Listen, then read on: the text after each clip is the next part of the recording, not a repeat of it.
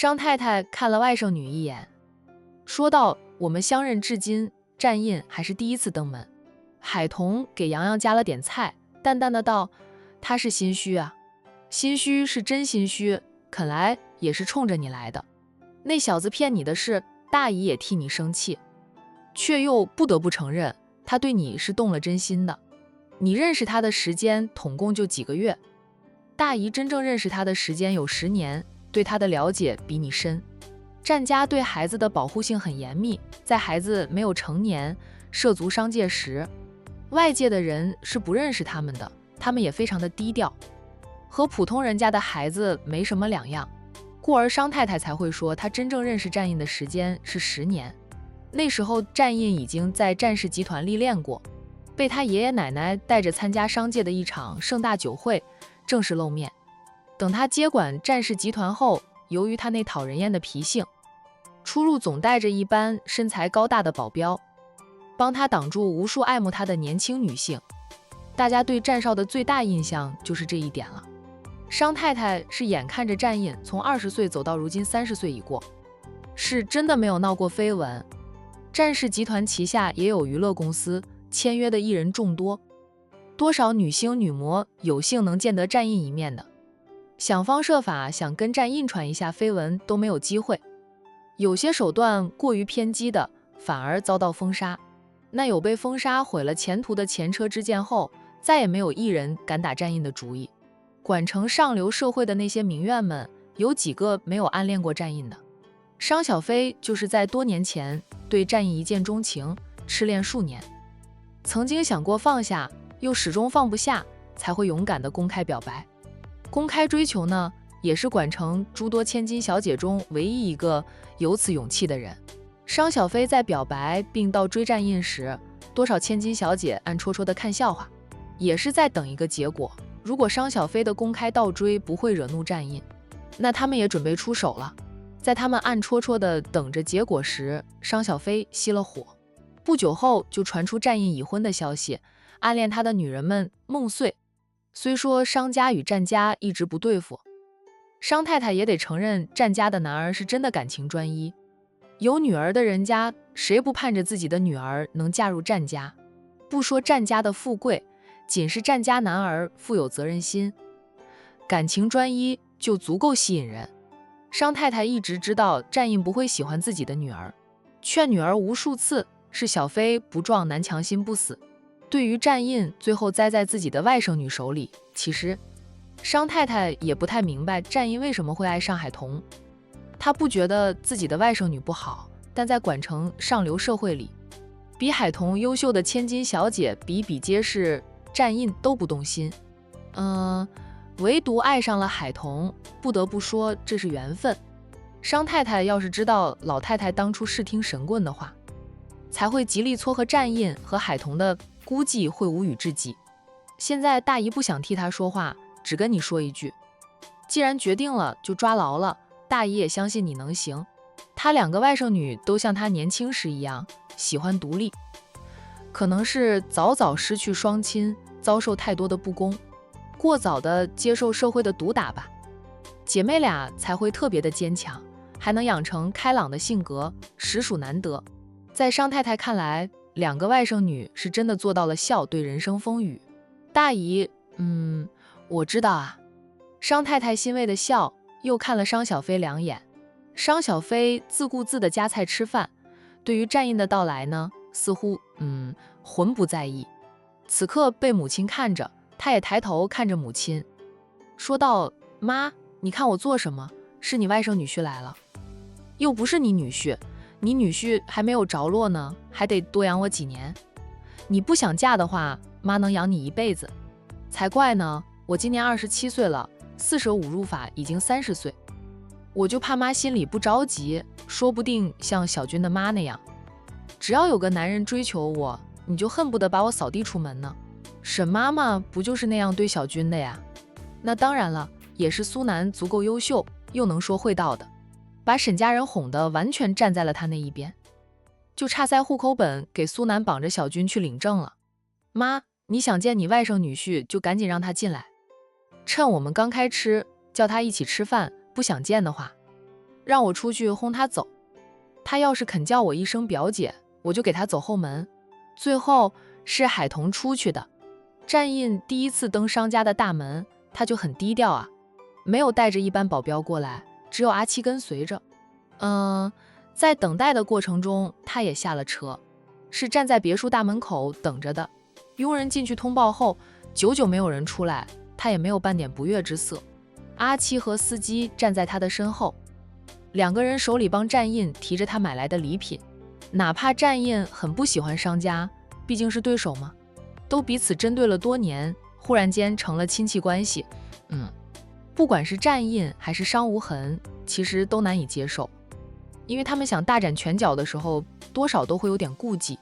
别看战印以前说的那样冷酷无情，说亲戚归亲戚，生意归生意，那很多人却发现，自从战印主动曝光了他爱妻的真面目后，跟商氏集团的关系变得微妙。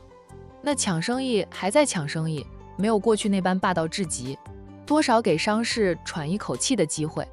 当然了，商氏集团想反过来占便宜，也是半点便宜占不到的。反正吧，两家大集团看似关系变得微妙，却又焦灼，没有让半步。再不喜欢商家，海童是商太太的亲外甥女，战印为了海童还得亲自登门拜访。看到海童出来，战印的眼神变得温柔，紧绷着的俊脸也渐渐软化。等到海童近前了，他俊脸上已经挂起了温煦的笑容。童童，你怎么来了？战印说道，从你认回大姨后，我都没有来拜访过，中午没有饭局，我就想过来坐坐，没想到你也在。他不会承认海童的一举一动都在他的掌握之中，不限制他的自由，但他又害怕他会悄悄地离开管城，故而暗中盯着海童。海童心里明白，但不点破，点破了夫妻俩又得吵一回。你倒是会挑时间，我们刚好吃饭。海童说着，帮战印打开了别墅的大门。战印厚着脸皮说道，我就是过来蹭饭的啊。海童，真难为你了，为了他厚着脸皮跑来商家蹭饭，说内心没有波澜，那是假的。海童也知道他在气他的欺骗时，他默默地为他改变。战印眼神深深地看着他，深情的道，只要你在乎的人，我都敬着，不管在何方，只要有你上刀山下火海，我都不怕。别把我大姨家说的那么可怕，我大姨很好的。对了，小飞也在家。海童提醒了战印一句，他当然不会误会战印对商小飞有什么。用他的话说，他又没有接受商小飞的感情，更不曾承诺过什么商小飞喜欢他，追求他那是商小飞的个人决定，与他战印无关，且是商小飞的自由。他是怕战印尴尬。战印就是哦了一声，并没有因为商小飞在家就不敢进屋。他与海童并肩往里走的时候，还问海童，大姨喜欢什么？我也不知道大姨喜欢什么，随便买了点补品。海童看了两眼阿七和司机提着的东西，说道，我大姨什么都不缺，你礼数周全就行。战印笑了笑，真正被你当成娘家长辈的就是大姨了。我这第一次登门拜访啊，总希望做到最好。他老家的那些亲戚，他是带着怨恨的，那些人也只会找他的麻烦，拖他的后腿。自从数天前海老头带着一班孝子贤孙来找海童要钱被拒后，那一家子就真的是把无赖及无耻发挥到了极致。海之文在微博上公开向海童姐妹俩道歉，但只发了几句不痛不痒的话，让人觉得他们此刻在网上公开道歉，是因为海童成了战家大少奶奶，他们碍于权势才低头，并非是真心的。然后海家人三不五时就通知媒体记者跟着他们一起去战氏集团，想向战印要钱，战印连公司大门都不让他们进，他们就各种闹，让媒体记者看得目瞪口呆。想不到战家大少奶奶的娘家亲戚这般不要脸，对战大少奶奶报以万分的同情。这些娘家亲戚哪是想让战大少奶奶好过的呀，分明就是想让战少奶奶在婆家不好过。儿媳妇的娘家亲戚那般不要脸，极品中的战斗机，任谁都会生气。偏偏海家人在战印的打压报复之下，生意没有了，工作也丢了，他们如今没有什么可以被战印拿捏的，就是光脚不怕穿鞋的战印，还敢把他们10几口人团灭了不成？就像当初苏南跟战印说的，像这种极品，除非他们死，否则都会像打不死的小强那样，时不时就要出来闹几回。因为呢，他们已经失去了他们最看重的一切。战印也是没想到海家这些极品如此的无下限，真的是刷新了他对这个世界的认知呀。当然了，海家极品带着媒体记者去战氏集团要钱的爆炸性新闻，没有人敢报道出来，所以海家人的无耻，只有当时在场目睹的人知道，小范围内传播并没有如海家人所愿，闹得满城风雨。你能来，我大姨就很开心了。海童领着战印进了主屋，洗手，先一起吃饭吧。战印嗯了一声，在海童的指引下去洗了手，然后神色自若地跟着海童走进了餐厅。姨丈，洋洋叫了战印一声，又继续吃他的饭。他依旧吃的满脸是米饭粒，那桌面上也掉了很多米饭。商太太母女俩由着他自己折腾。商太太觉得总要让孩子动手去做，哪怕一开始做的不好，但动手的次数多了，熟能生巧，慢慢就会做好了。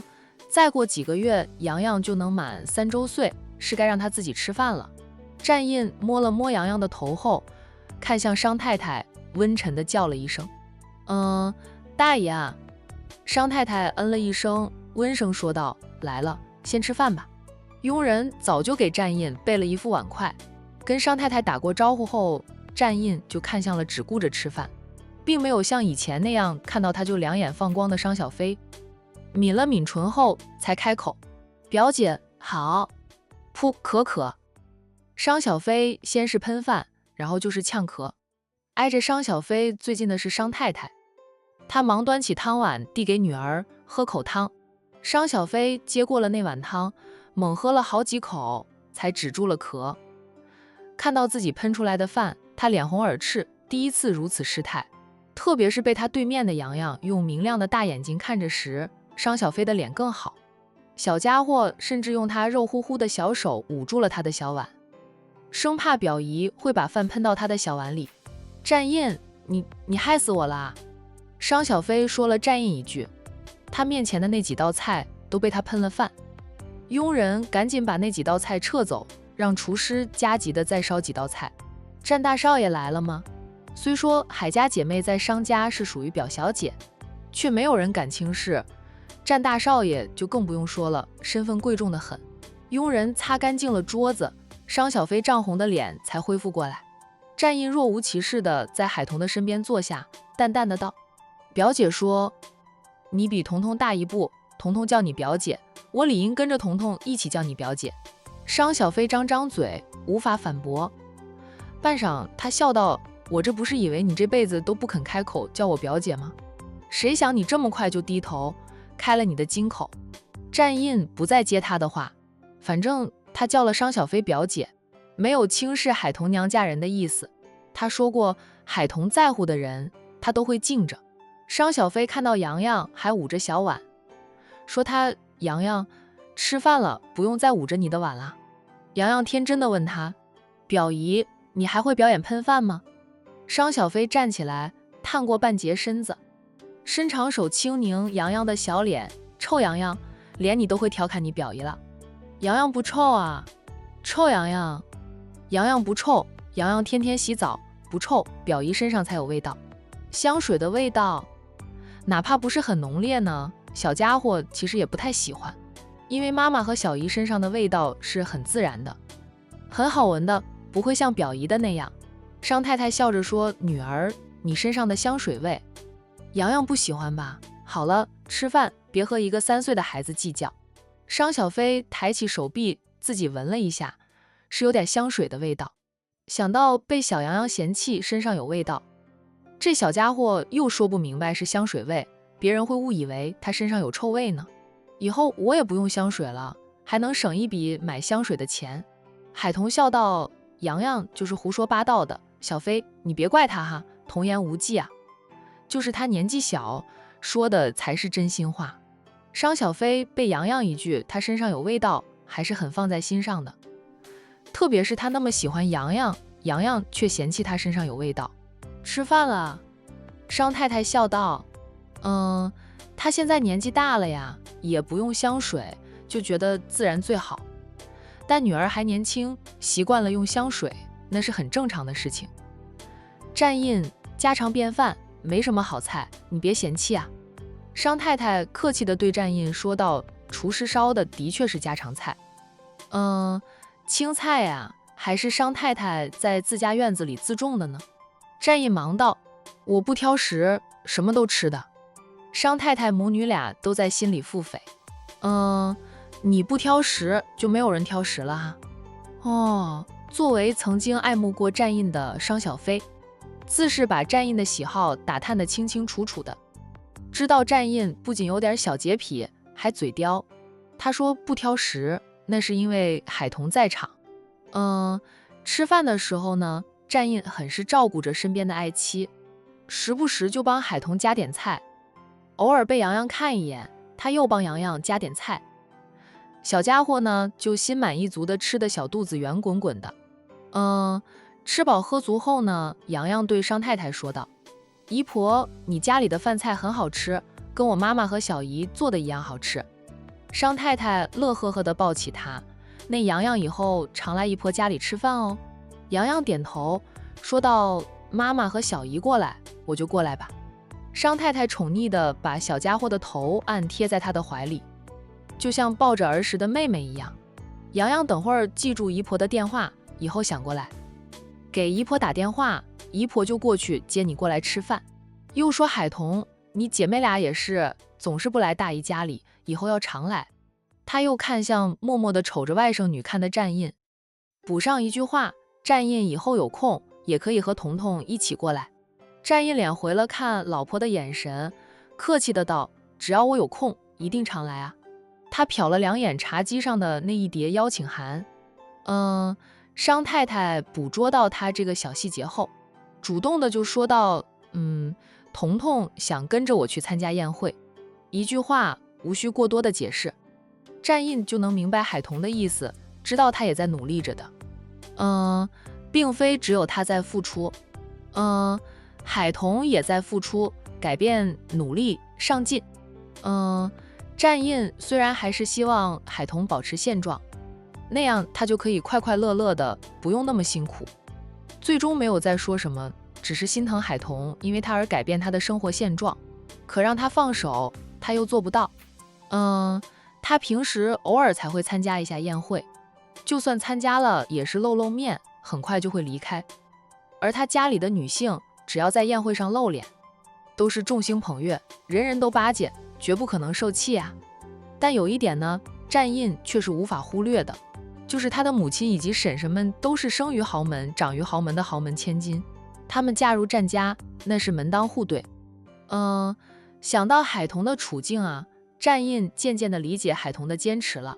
战印握住了海童的手，当着自家大姨的面，海童给战印留点面子，没有甩开他的手。战印也没有说话，就是紧紧地握住了海童的手。在商家待了一会儿，战印要回公司了，只能先行离开。海童牵着洋洋送他出屋。战印步伐沉稳而缓慢，是刻意想和海童多说几句话。彤彤，我想我对你的了解还不够深，我会学着去更加的了解你，换位思考的。战印温沉地说道。但我还是很心疼你啊，你只要觉得累了，不想学了，不想融入去，就安心的保持现状。我可以不参加任何宴会，但我不能没有你。我战印的老婆也不需要看任何人的脸色过日子，不会有人给我脸色看，我只是不想我成为你的笑话，不想拖你后腿。战印停下来看他，低沉的道：我在管城的名声不见得有多好听，我何时在乎过那些？我老婆不管是什么出身，我不嫌弃就行，要他们多管闲事，我们又不吃他们家的大米。海童也看着他半晌，他伸手轻轻地摸了摸他的脸，轻轻地说道：夫妻是在同一艘船上，驶向同一个方向。如果我不能与你一起迎风而上，就会掉进水里，无法与你同达彼岸。我就算不能与你同站在船头上，也要抓住船尾，不能掉下水里。战印，给我时间去适应一下。那要是我实在适应不了，融不进去，我也不勉强自己了。短时间你不愿意离婚，我也不逼你离婚。以后你觉得我拖累了你，嫌弃我了，只要跟我说一声，我马上卷铺走人，绝对不会纠缠不休啊。努力过就不后悔。这是海童的心态。战印顾不得洋洋在场啊，他强势地把海童搂入怀里，沉声说道：这辈子啊，我们都不离不弃啊。我说过的话也一直都算数，只要你愿意配合我去办手续，你随时能成为战氏集团的股东，成为管城的女首富。我这辈子都为你打工，让你的钱包越来越鼓。海童默叹一声，终究是回手搂住他的腰肢。这是知道他欺骗了他之后，他第一次温柔地搂抱他。夫妻俩呢，相拥着，两颗心似是拉开了距离，又似更加的靠近。一个愿意为了对方倾尽所有，一个为了对方努力的去学习，努力的让自己变得更优秀，希望有一天能站在他的身边，与他携手并肩走，而不是被他拖着走。小姨姨丈，小电灯泡仰着头，大眼睛一闪一闪的，不明白的看着两个大人。海童连忙推开了战印，随即弯腰抱起了洋洋，对战印说道：你去上班吧。战印轻拧了一下洋洋的小脸，小电灯泡够刺眼的。我去上班了哈。他恋恋不舍地走出商家别墅，在海童的目送下离开。洋洋摸着被姨丈拧过的地方，问着海童：小姨，姨丈是不是叫我小电灯泡？我不叫电灯泡，我叫洋洋。海童抱着他往屋里而回，温和地道：你姨丈是逗你玩的呢。洋洋不是电灯泡，洋洋是调和剂。他要是带着洋洋一起见战印，夫妻俩都会很克制着自己的脾性，不会发生冲突，有利于修复夫妻的感情及信任度。他们都是很在乎孩子能不能健康成长的，所以就算洋洋不是他们的孩子，也能成为夫妻俩的调和剂。洋洋是洋洋，好，洋洋是洋洋。洋洋这才满意，他不懂什么叫电灯泡，也不懂调和剂是什么，他只知道他叫周洋，小名洋洋。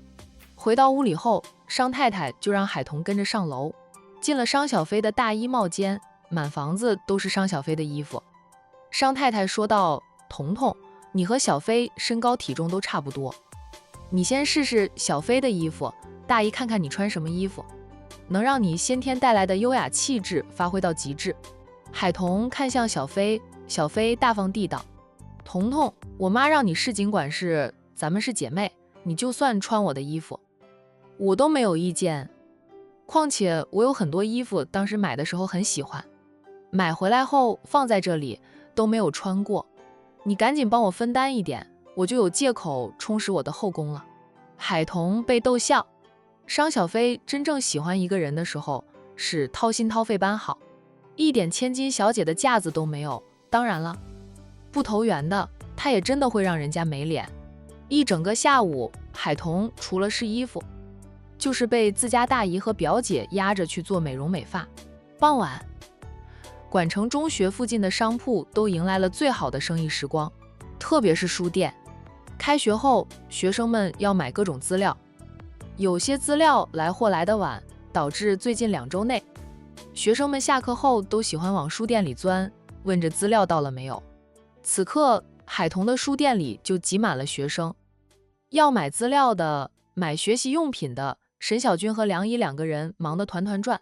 海童不能到店里帮忙时，都是安排梁姨过来帮忙，免得小军一个人忙不过来。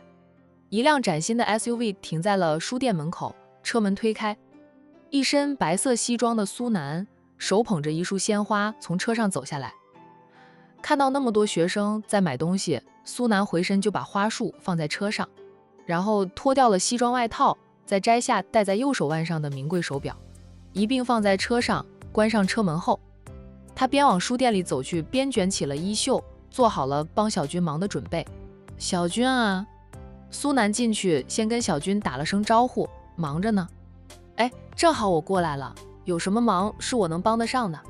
他们需要什么找不到的，你帮他们找一下就行。那沈小军也不客气，他就想帮忙就让他帮忙。没有让苏南负责收钱，是苏南不清楚价格。那3个人忙到学生上晚自习了，才闲下来。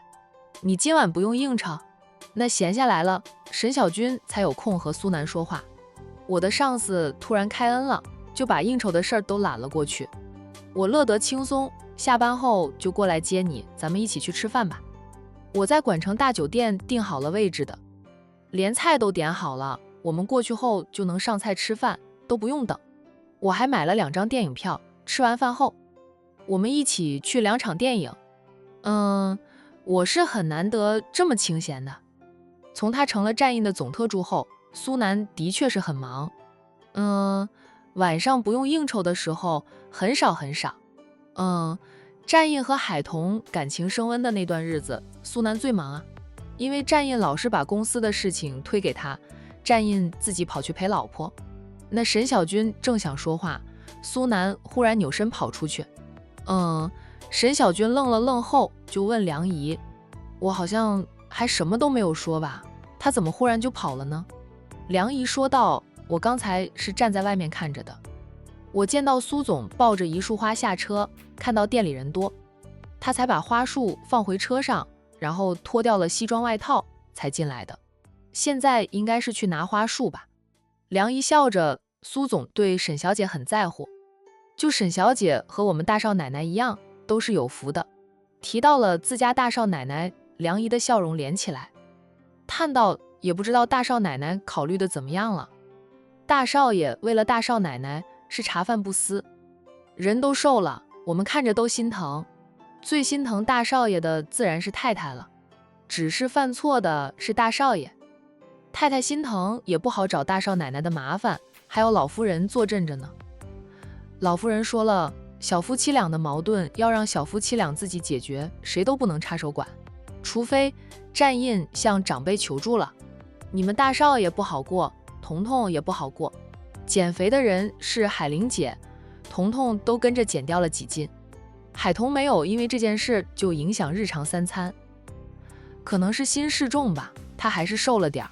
沈小姐和苏总就要好好的。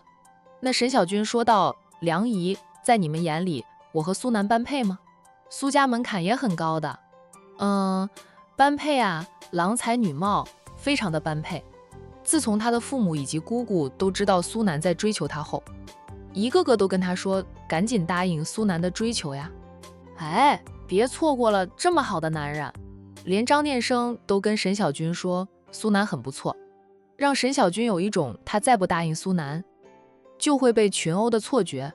苏南重新穿上了西装外套，然后手捧着那束鲜艳的花束走进来，走到沈小军的面前，把花束递给沈小军，含情脉脉的道，小军，这束花送给你。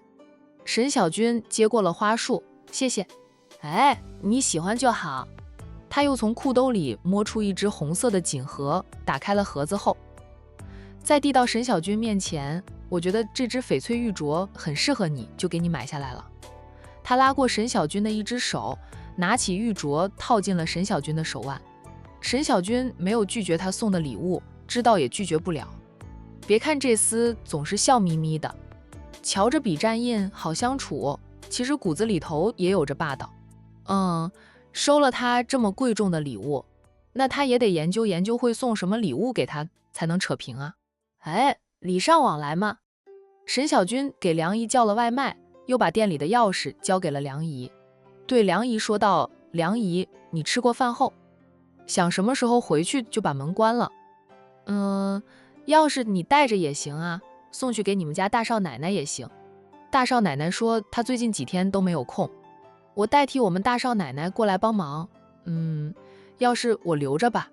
梁姨笑道，沈小姐和苏总只管去吃饭，店里有我呢。梁姨在书店里帮忙的时间也不短，对于书本的价格熟记于心。只有她一个人留守在店里，也不影响书店的运转。那沈小军放心地跟着苏南离开，前往管城大酒店吃饭。战印最近怎么样啊？沈小军关心地问道。苏南边就开车边说道：忙上加忙，每天没命的工作，像个超人一样，我都快要跟不上他的效率脚步了。底下的人叫苦连天，不少人指望我能劝他一劝。现在我劝不了他，只有海童才能劝住他。但夫妻俩有几天没有见面，战奶奶不让战印去找海童，说让夫妻俩真正冷静冷静。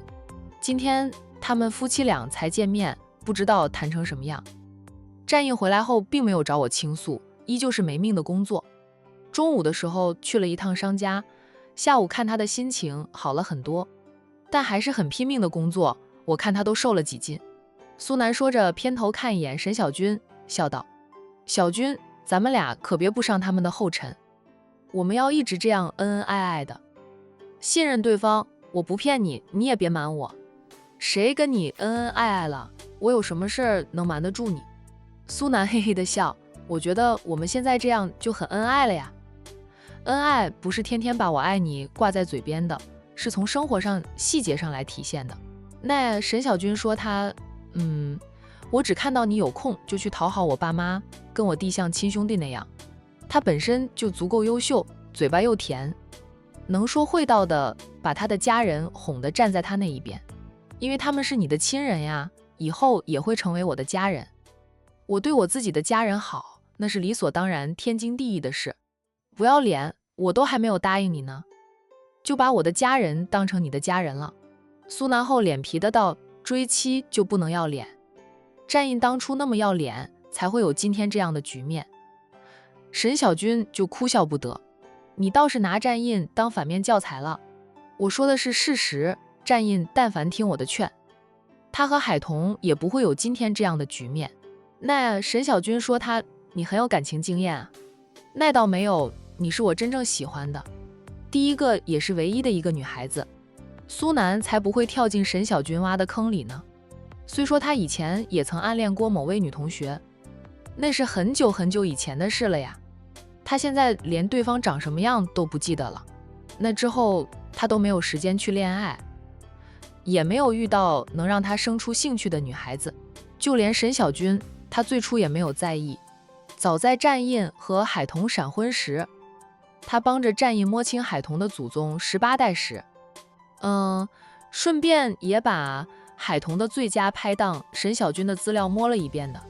他当时是真没有把沈小军放在眼里，直到沈小军为了不再被姑姑安排相亲，在段太太的生日宴会上一躺，他才给了沈小军一点关注度，觉得这个姑娘很有趣。与沈小军相亲之后，他觉得沈小军就是他的菜，跟他一样喜欢凑热闹，爱看八卦。刚好他知道很多瓜，正好有个吃瓜群，从可以跟他一起他分享，那渐渐就有了要把沈小军娶回家当老婆的想法。但我毕竟过了30岁啊，就算没有吃过猪肉，也见过猪走路，加上当局者迷，旁观者清，我看得比战印要透彻，就成了他的爱情顾问。可惜有我这么个牛逼的爱情顾问，他和海童的感情还是一塌糊涂的。沈小军叹口气，彤彤也不是铁石心肠，战印隐瞒身份欺骗他，在战印允许他住回他姐姐家里后，那股气慢慢就消了。现在彤彤的心结是他觉得他和战印的现实差距太大了，他有心理压力，所以纠结着他和战印的未来。不说彤彤，就说咱们俩，我们俩也有很大的现实差距，但我又比彤彤好很多。他家里出租的那几栋楼房以及半条街的商铺，如果全都出售，以现在的房价来计算，他家里的资产也能破亿。当然无法和苏家相提并论啊。苏南的父母名下也有几家公司的，虽比不得苏少主一家，却也是低调的豪门。只是苏南不想接管父母的公司，跑到战氏集团实现自己的价值。我们俩是门当户对，一点差距也没有。沈小军看他两眼，笑道：我又没有自卑感，也不会觉得我配不上你。身为管城市区的土著，父辈是靠着拆迁，赶着春风吹绿大地的好时机发家的。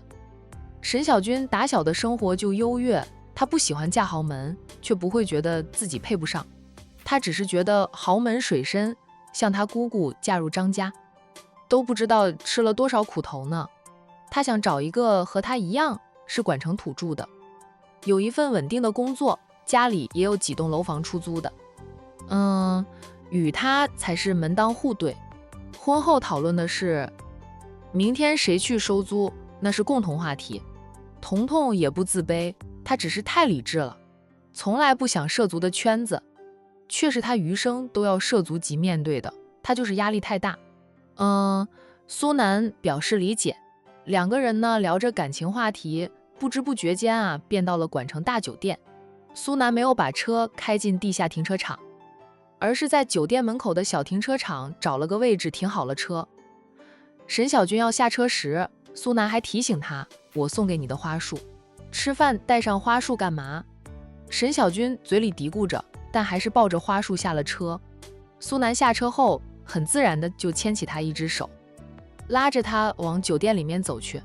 苏南，一道女高音响起，那对于苏南来说非常熟悉，那沈小军听着却是陌生的。快走！苏南拉着小军加快脚步，沈小军被他拉着走，边走边扭头看，见到一个中年美妇踩着高跟鞋快步的追过来。颇像苏南，不是苏南像那个中年美妇。